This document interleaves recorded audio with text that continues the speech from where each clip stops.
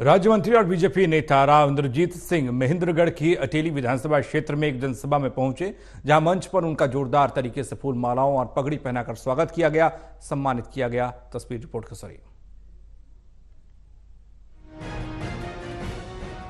राज्य मंत्री और बीजेपी नेता राव इंद्रजीत सिंह लगातार जनता के बीच पहुंचकर चुनाव प्रचार करने में लगे हुए हैं। बीजेपी के पक्ष में वोट मांग रहे हैं। इसी कड़ी में महेंद्रगढ़ के अटेली विधानसभा क्षेत्र में एक जनसभा में पहुंचे, जहां उनका आदर सत्कार किया गया। इस दौरान सभा को संबोधित करते हुए लोगों का इतना प्यार और सत्कार से स्वागत करने पर सभी का धन्यवाद भी अदा करते हुए नजर आए।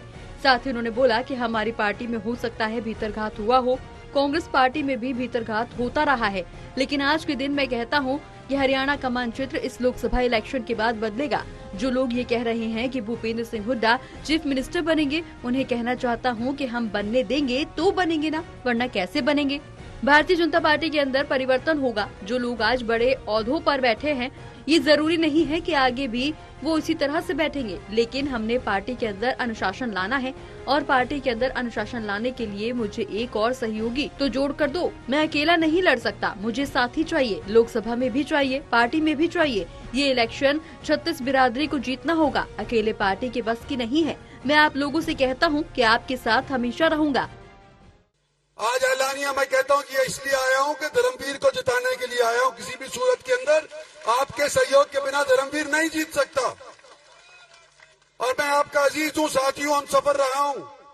आपकी आवाज को मैंने बुलंद किया है। आज के दिन मैं आपको यूं कहता हूं कि अगर धान सिंह जीतता है तो वो चौधरी भूपेंद्र सिंह हुड्डा के साथ जाके मिल जाता है, तो सारे राजी। कभी अहीर की जाट से मीटिंग हो गई, बहुत बढ़िया बात।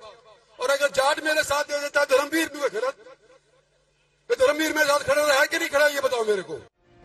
राज्य मंत्री और बीजेपी नेता राव इंद्रजीत ने आगे अपने संबोधन में कहा कि हम जो पार्टी के लिए और मोदी के लिए वोट मांग रहे हैं, तो केवल अपने काम के बलबूते पर मांग रहे हैं, क्योंकि हमने काम किया है। जो कांग्रेस की सरकार हुआ करती थी, सारा माल और नौकरियां एक जिले में बांट देती थी। क्या आप वो स्थिति दोबारा चाहते हो?